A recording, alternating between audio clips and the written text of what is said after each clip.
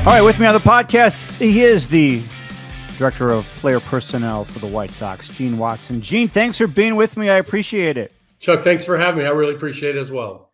Okay, so Director of Player Personnel. Can you tell White Sox fans what exactly that is? Because I think they know what a GM is. They know what a farm director is. What's Director of Player Personnel? What do you do for the White Sox? Well, truthfully, I oversee the professional scouting department. We have 7 professional scouts that cover everything from all of the international winter leagues to from the complex leagues, Dominican Summer League, all the way up through the major leagues throughout the year. So it's really overseeing that part, that department mostly. And then, the day-to-day filtering of players, making recommendations, communicating with the 29 other clubs and their pro directors, and just, leaving no stone unturned when it comes to player acquisition. You're one of the most connected people in baseball. You've been in the game for so long, and I know why Chris Betts wanted to bring you in. Your network. Can you describe your network, the people that you know, and why that is so important in the world of scouting? Well, you really, Chuck, you have to be able to kind of take down those barriers when you're talking about even with agents and signing players. When you're talking to other clubs and trades, when you're talking to players in free agency, those relationships are really important because over time you're building up equity and trust. And my first 3-4 years in the game, I was actually a clubhouse attendant for the Texas Rangers, worked on the grounds crew, the tarp crew, the ticket office. I did whatever I could to try to get my foot in the door. I never dreamed I'd end up in scouting, but it was always about the people and always about the relationships. And it's kind of been something that's been natural for me my entire life. I, early on in my scouting career, I was a young guy that broke in with a very good position. And so I wasn't really accepted in a lot of scouting circles early on. And so I always told myself as I gained more experience that one of the things I would do is really try to pour into the people and really get to know people as who they are as a person. And those relationships have always been very genuine for me. And over the course of 35 years, people, gravitate to certain levels of the game. And it's something that has just always been a strength of mine in a genuine fashion and something that I love. All right. So you joined the White Sox a little over a year ago, and to take us behind the scenes. So if Chris wants to make a trade, if Chris is interested in a free agent, does he go to you and say, okay, give me some behind the scenes information, or I'm looking for this kind of player, go search for it? How does it work? It's really a collaboration, Chuck, of all of our departments. Our pro scouting department, our research and development department will involve our sports science department. We'll talk to our amateur department. We've had calls last week going through the organizations and their top prospects and really connecting the dots as to what we thought of them as amateurs coming out of the draft, what we think of them now, and really collaborating and bringing all the information together and just coming up with the best possible decision we can on each player. And it's funny because you can do work on a player, for instance, last week, and it may not come to fruition for a couple of years, but constantly talking about players and having those conversations are really important. And it's something that we really try to do frequently. All right, so I want to talk about the present. I want to talk about the future. I want to talk about your past, but looking at just the past that just happened with the White Sox. Now, you've only been here for a year, but 121 losses. Everyone in the organization has to wear it and fix it. So how do you explain and kind of internalize what happened last season, why it happened, and how it happened? It was really unfortunate, Chuck, but it wasn't the worst thing I've ever been through in baseball for what the record was. I was a part of a San Diego Padres team that was last in the National League West in 1997, 1998, when we went to the World Series. In 2006, when we got to Kansas City and we took over the Royals, it was really in such bad shape that we had Billy Butler in Double-A, Alex Gordon in Double-A. We had just drafted Luke Hochevar, and Zach Greinke was at home. And those were really our 4 main prospects that we had. And so, to come over here, it's certainly not something that we expected. It's not something that we're proud of. You immediately become attached to the losing. But with where our front office is and the group of people that we have and the energy that's surrounding the organization right now, it's internally, it really doesn't feel as bad as it looks on the outside. We've got a lot of really great things looking forward to. We had a really good draft. We've got a system that we're very proud of, and we hope to continue to improve those players. But it's not something you look forward to. It's not something you expect. But really, the thing you have to do, and the thing that we all focused on this year, was waking up every day and doing what we could that day to improve the organization. And we've got a lot of energy in our front office. We've got a lot of great people, and we're certainly going to work as hard as we can to fix this ship as fast as we can. Yeah, so you're on the inside, and I see it, and I hear it about all the stuff that you're explaining. The fans, though, just saw what was on the field. They see what is in the minor league system or isn't in the minor league system, and they're skeptical because they're like, well, how is this going to improve? When is it going to improve? So what can you say to the fans who are just kind of like, well, we're coming off this kind of season. We hear what you're saying, but how is it going to get better? Understood. And you know what? One of the main reasons that I came to Chicago were the fans. My first major league road trip in 1991 with the Texas Rangers was into, at the time, the new Comiskey Ballpark, and certainly love the passion of the fans. They care about the team. They know more about the team than most markets in Major League Baseball. And truly, in September last year, when I was coming in and making the decision to come from Kansas City to Chicago, I literally walked the ballpark and just loved the energy and the passion of the fans. And they're certainly entitled to want to win, and we're certainly working every day to deliver that to them. But our fan base is what I love most about the organization, is their passion, their knowledge of the organization, and their want to win. And we're certainly working on that every day to make that happen. So what kind of team do you guys want to build, or are you building right now? Well, I mean, you look at our major league team, and you look at our minor league system. We've got some very good young pitching with Noah Schultz and Hagen Smith on the way. Colson Montgomery is certainly one of the best young, impactful hitters in minor league baseball. Had a great fall league. But it's like every other team. You want to have impact bats. You want to have, top of the rotation starters. You want to have a strong bullpen, and you want to defend. And certainly it starts with having good premium players. And we're exhausting every effort that we can to try to find those players every day. I looked at the offense last year. Everyone did, and there was no real core there, right? We thought there was a core. I thought, but you didn't get those kind of results. It was supposed to be Robert, Jimenez, Moncada, and you had the injuries early on. No one had a good offensive year. And so what did you see from your seat as to why the Sox offense struggled so much? Well, I think that's it. I think that we never were allowed to get into the rhythm of a season with our lineup collectively. And it's really hard because when you lose one offensive player, much less two, the pressure tends to fall back on other players. And when you don't have the depth 1 to 9 that a lot of teams, a lot of organizations have, guys begin to press, guys begin to try to do things they're not capable of doing. And so certainly the injuries played into some of it, not all of it, but it is something that we're trying to improve daily. All right. So the White Sox had a big rebuild. We saw how they came out of it. They had basically a good season and a half, maybe two. You have been a part, you kind of touched on it too. You've been a part of some rebuilds. Padres, let's see, in the late 90s, Marlins, early 2000s, Royals in the mid 2010s. I think all three of those teams either won a championship or went to the World Series. So comparing what the White Sox are going through right now and what you've done now, this is your fourth rebuild, right? Fourth time you've been through this? Yes. Where are the White Sox compared to those three teams? Chuck, this is not lip service. I mean, we really feel good about the direction we're going, and that's not just saying that. I mean, as I said to you when we got to Kansas City in 2006 and what our system was, our system is in way better shape. We have so much collaboration between our international department, our amateur department, our pro department, that the conversations on players are ever going.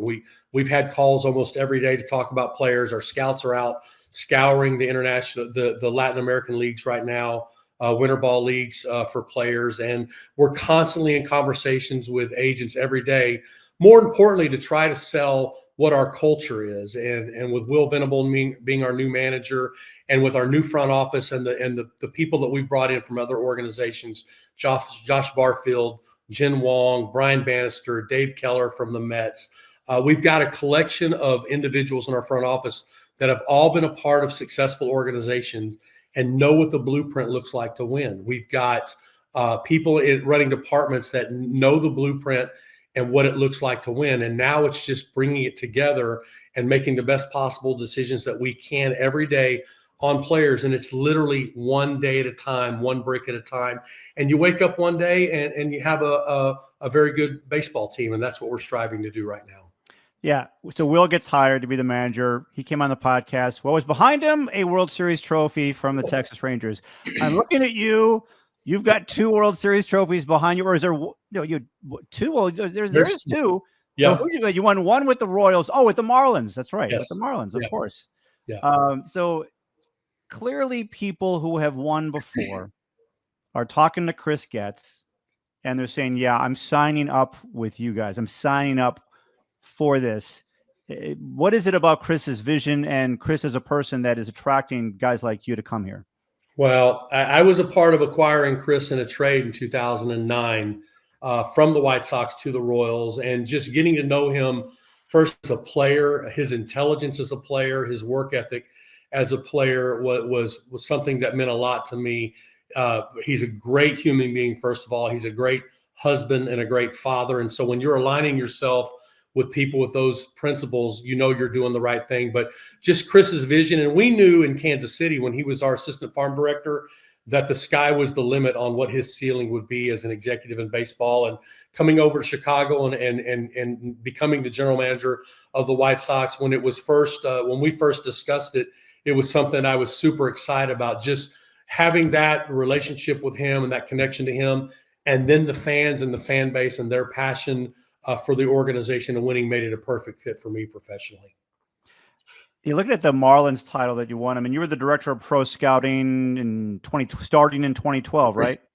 Yes. Yeah, and by 14, you're winning a pennant. 15, you win a World Series, and you guys had those guys. You had Salvador Perez, Moustakas, Hosmer, Kane, Gordon, Butler.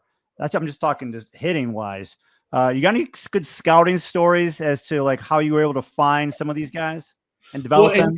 And truthfully, that was a collection of great work by our international department. When you talk about Kelvin Herrera and Salvador Perez, and our professional department, when you talk about Alcides Escobar and Lorenzo Cain and Wade Davis and James Shields, and when you talk about our amateur department with the drafts of Eric Hosmer and Mike Moustakas, and so it takes every department to be clicking on all cylinders and having great synergy within the departments, the department heads, and just aligning what the vision of the general manager is. And that's something we're certainly doing now.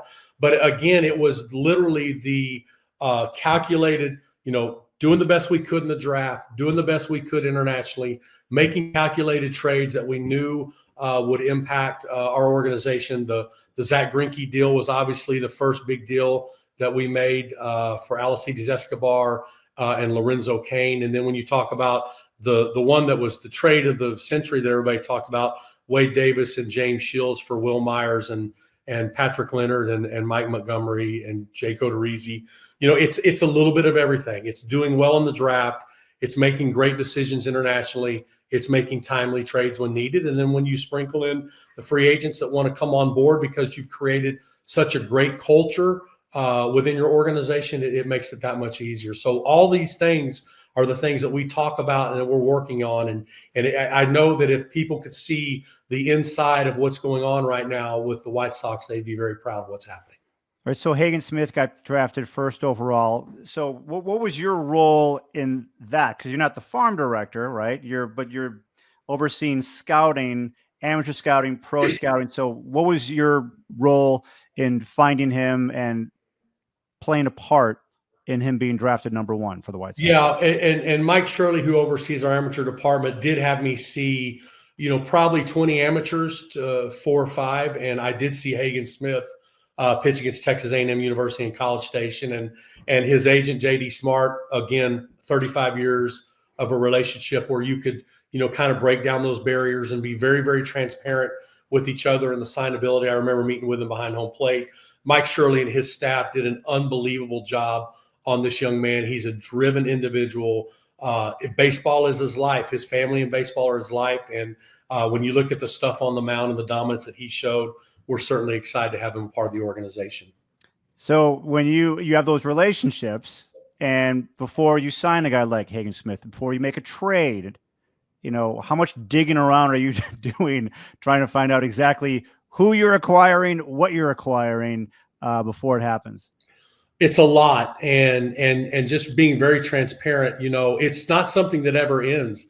Like when we talk about the other 29 organizations, if a player comes up, I'll literally make a notebook of those names and literally start digging on. It may be a 1% chance that we acquire the player, but we're constantly doing work on the makeup, what their background is, how they were out of the draft, what's the medical situation, what kind of adversity have they faced in their life and overcome, what kind of teammate are they, more importantly. And so it's constantly gathering information on players that you may not acquire, now or in the future, but just having that information is really, really important. And it's something that we take a lot of pride in. It's something that I spend a lot of time on each day. So the big trade that you guys made during the season was at the deadline. It was Tommy Pham. It was Eric Fetty, Kopech, 3-team trade. And you get back in return Miguel Vargas from the Dodgers and 2 young prospects. As we sit here right now, obviously the results have not been great for the White Sox. So what did you find from those 3 guys the White Sox got? And, growing pains certainly for Miguel Vargas when he came here. So I wonder if you can kind of shed some light as to why you wanted to get those 3 guys in return and where all those 3 players might be headed. Well, we just felt like with Perez and Albertus, they were 2 of the better young hitters in minor league baseball at the lower levels. And I would consider them, if they had been draftable players, they would have probably been 1st or 2nd round picks. With Miguel Vargas, who I've got a great deal of history with, tried to trade for him over time in Kansas City.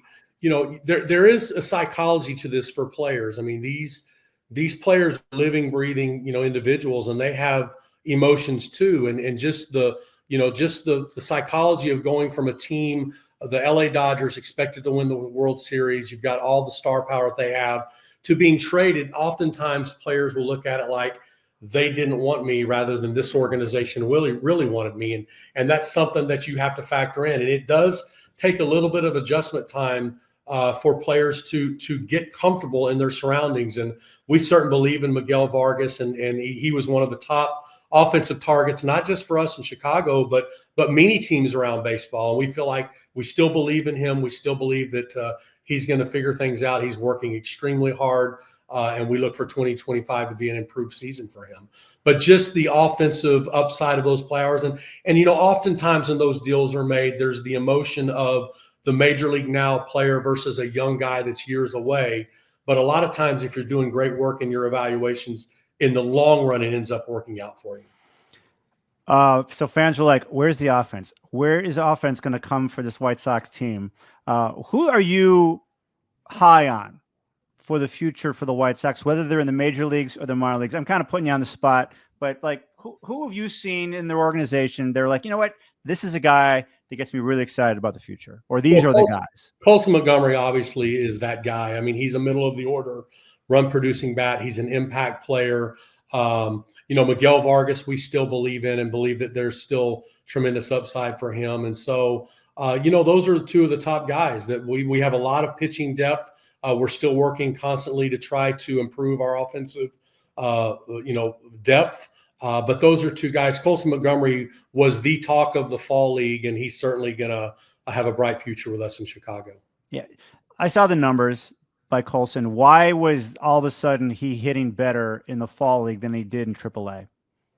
That's a tough read. There's never been a wider gap from AAA to the big leagues than right now. It is very difficult with all the pitching information that's out there, the pitch shape, the pitch design, the game planning, the way that pitchers are attacking hitters at the major league level, just the information and the velocity. It's never been harder to hit at the major league level than it is right now. But also Coulson was able to just go out and take a breath and work on some things individually, and he had a great fall. We're really excited about what it's going to be coming into spring training. I wonder if you can speak to his makeup, because that's a big part of, people who I know. I mean, I know him don't know him, really well because, I mean, I'm not a teammate or I'm not, in the organization, but I've been around him. I get it, right? There's a thing about Coulson. I wonder if you can speak to his makeup, because as someone like yourself, you're not just looking for talent, you're looking for makeup, you're looking for a teammate, you're looking for a guy who wants to win. And where does he fall in those categories? He's great. And, that was one of the big things, and not to keep talking about 2015, but you had a collection of players that came up together through the minor leagues, had been through adversity together, and had been through those difficult times that when you get in that moment in a wild card game in 2014, down to John Lester in the 7th inning, and the true makeup of the players begin to come out, the competitiveness and the we're not going to lose. Colson Montgomery certainly fits that, and he is a guy that you want to build your roster around when it comes to a championship mindset. Is he still growing? There's a chance.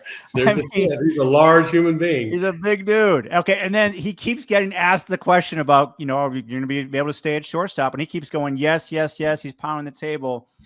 You're not going to come out and say, no, I'll be moving to third base eventually. But why are you guys so confident that he'll be able to be a major league shortstop? Well, his desire and will to want to play the position are certainly the most important thing. And the thing also I would say is the supply and the demand of that position right now, it's easier to find an NFL quarterback right now than it is to find a shortstop at the major league level. And that's not going to get any better. I mean, it is very difficult when you look around the game, the number and the lack of shortstops that there are within the industry. So you want to exhaust every effort that you can, and the will and want to of the player certainly is part of it, because it'd be easy to say, just move me to third, move me to wherever, and I'm going to hit. But that's not what he's about. He's a competitive individual. He wants to be a shortstop. He takes a lot of pride in the position, and we're certainly going to exhaust every effort to make that happen. You know what? I mean, I think I know the game pretty well, and yet I haven't really heard that shortstop is really that high in demand, and there's a lack of good shortstops out there. How long has that been a thing? Well, really, the premium positions, catcher, shortstop, and center fielder, it's been a thing for a while, and it's become harder and harder. There's so much information now from a metric standpoint defensively that positioning has become way more important. But those three premium positions, center field, shortstop, and catcher, have become very much in high demand when it comes from a supply-demand standpoint. All right. Well, Edgar Caro, I think it's safe to say he's the catcher of the future. Would you agree with that for the White Sox? I was with the Angels in 21 when we signed Edgar, and he's done such a great job of continuing to work on his catching, because it was easy to say he's going to hit and we'll move him from behind the plate, but he's taken a lot of pride in his defense and continuing to improve. I was not here when they made that trade, but that certainly was a great trade for them with Kai Bush and Edgar. And he's a young player that, he'd be 1 year out of the draft, and he's already put up big numbers at AA. And I think that's something that gets lost, is the fact that, these players with accelerated development, sometimes can be overanalyzed and critically looked at, but he'd be 1 year out of the draft right now. And he's had a great career so far, and we look forward to a very bright future for him. Yeah. How close do you think he is to the majors? Well, I think the players always, their expectations, there has to be the opportunity, first of all, but they have to be performing. But I don't think you put a timetable on what a player, when they show you they're ready, you get them up here and bring them a chance. But I think, Chuck, when you look around the game, again, there's so much, there's such a gap between AAA and the major league level right now. Even the best players are having great careers in the minor leagues, and you bring them up and you think they're ready, they come up and they struggle. And you can look around baseball and see where that's happened to a lot of young players in the last 2 years. So I know that our group will certainly do the diligent thing when it comes to the call-ups. So you're always dreaming on players, and you see a guy like George Walco, and you just want to you would have, there's a dream right there. If he gets to the major leagues and succeeds, that is a franchise player. He's only 18. He's going to be 19, I guess, in January. How would you sum up his career so far? He's been here for a year in the minor leagues, but to be able to be in the minor leagues and do what he did in 1 year as an 18-year-old. It's amazing. And, it really fits the model that we had in Atlanta. When you look at all the players that we took from Atlanta high schools, that ended up being homegrown and Braves, the Jeff Francors and the Brian McCanns and guys like that. He certainly fits that profile. The makeup is absolutely off the charts. The size and strength, I mean, my gosh, he's not done growing yet. It is the one player that I probably get more text messages from other organizations about when they're on the backfields in Arizona. I'll get a text message from a roving outfield coordinator or a manager from another team talking about what a high ceiling he has and how well he plays. And it's going to be fun to watch his development along the way. So Garrett Crochet is clearly on the trade block. It's you guys are looking to maybe make a deal if you get the right amount in return. What's it going to take to trade Garrett Crochet? Well, that's certainly a question for Chris, and I know he's got a vision for it. I think what my job in this is to do is just to present the best information possible for him that he brings to me when a club talks to him. And so I don't think that's a question that I think that's a Chris question, but Garrett Crochet and what he's done, what he did this last year. I mean, I can only think of another time where CJ Wilson, went from reliever to starter and had the numbers that Garrett had this year. And again, the will and want to of the player to be a starter. And Garrett's such a great person and such a competitive person that he was driven to prove that he could be a starter. And he certainly did that. And so, I mean, there's always going to be conversations. He's certainly one of the most coveted players in professional baseball. And so, we'll just see where those conversations go. Obviously, you want to fix the offense. If you're going to trade a guy like Crochet or whoever it's going to be, you want to get some bats in return. And it does seem like a lot of teams are unwilling or certainly skeptical about trading away some of their best hitting prospects. Pitchers seem to be easier to acquire than hitting. Would you agree with that? And if so, how big of a challenge is that for you guys to acquire the premium bats that you are looking for? I think it comes down to the partner that you're talking to and their desire to make that next step. I mean, obviously there's free agent taking place and teams are going to be measuring, what a player will cost in free agency versus, what a player will cost in trade. And so they're looking at the financial dollars in free agency versus the capital in prospects. And so teams are really measuring that out daily. And as you begin to see some of the top free agents fall out and sign, teams that were in play for those guys, now it might become more attractive to them to go out and acquire a player and trade. But the biggest thing for me now is in just being honest about now versus 10, 15, 20 years ago, or the evaluation process that take place and how, the valuations have to line up before the trade to be made. And at some point, if you're going to win a world championship, you don't pick the time picks you, and you've got to make that step, whether it's trading away prospects or, whatever it may be, to take that next step to push for a world championship, knowing that there's no guarantee that it can happen. And I think you can look over the course of time where, a lot of big trades have been made that didn't work out for teams, and a lot of big trades were made that teams went on to win the World Series. And so that's each individual organization's decision to make when it comes to making a trade like this.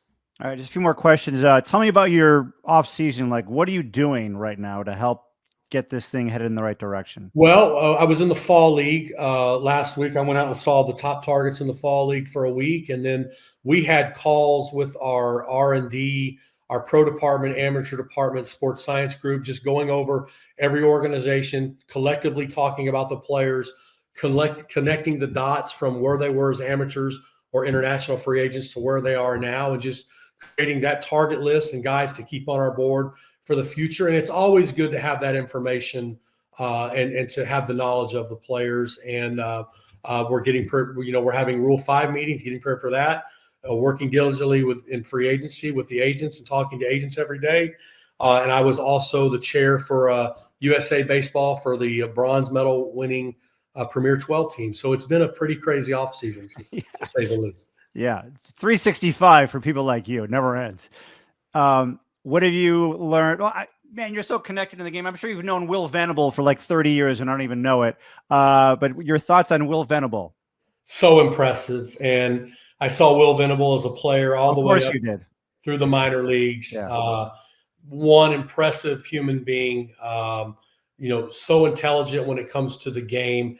When you look at his mentors in the game, Bruce Bochy, just all the people that he's been around that have kind of, chiseled into him to who he is as a manager and a leader, but a very good player coming up, great center fielder, could really defend, but just an intelligent human being that knows what a championship looks like and is going to work every day to take us there. And I've known Will a little bit. He was wonderful in the interview process, and we're certainly super excited to have him right now. And he announced last week that the bench coach is going to be Walker McKinven. He was working with the Brewers before. Do you know anything about Walker, or what have you learned from him? I know he was with the Cubs and the Brewers, and a tremendous game planner and a great mind for the game. And those are sometimes the margins that help you win or lose a game each night. And I'm certain that he's going to be a great resource for Will. Okay. Well, it's it's funny. You have got those World Series trophies behind you.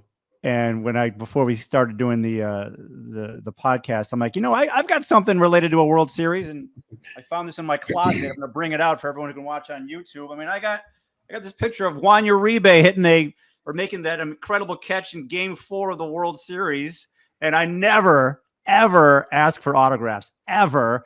But in 2006, I got this framed photograph of him making this incredible catch, and I asked him to sign it for me. My only autograph I've ever asked for from an athlete is from WanRebe. So, and we're like at the bottom right now, like 121 losses. Like, we got to go from this point to that, and the championship's behind you. And like, what's it going to take to make that happen? And what gives you hope that it will? Well, first of all, it begins with Chris's vision.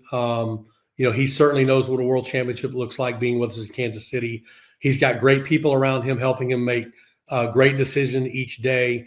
Our relationships within the games with the 29 other organizations and agents, and just winning those ties in trades and winning those ties in signing players is very, very important.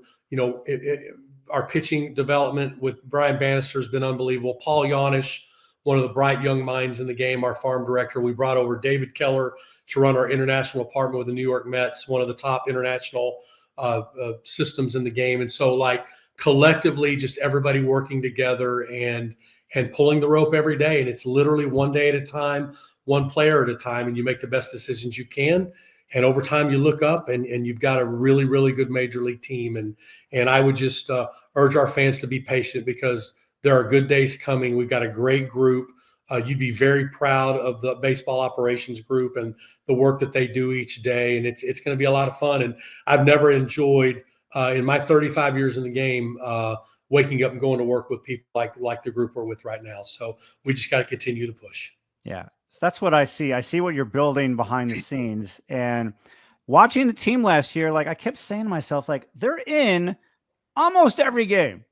They're in almost every game, and then for any number of reasons, they would lose those games because of lack of offense. The bullpen was all over the map. You traded away so many guys. I mean, it's like, how do you expect this team to consistently win when that is happening? And you talk about winning games in the margins. My goodness, like, you close that gap, and we're talking about a whole different situation. I'm not saying making the playoffs. I'm saying better baseball, which I thought we were going to get last year. It didn't happen, but with what you guys are putting together behind the scenes, the casual fan isn't going to see it. Even the diehard fan may not see it yet, but I'm trying to, like, think into the future and what you guys are doing, and I can see that path and how it's starting, right? Yeah, it's very exciting. We're looking forward to it. Gene Watson joining me on the podcast. I appreciate it. Thanks so much for your time, and we'll talk to you whenever you're there. Okay, Chuck, we'll see you then. Thanks so much for having me.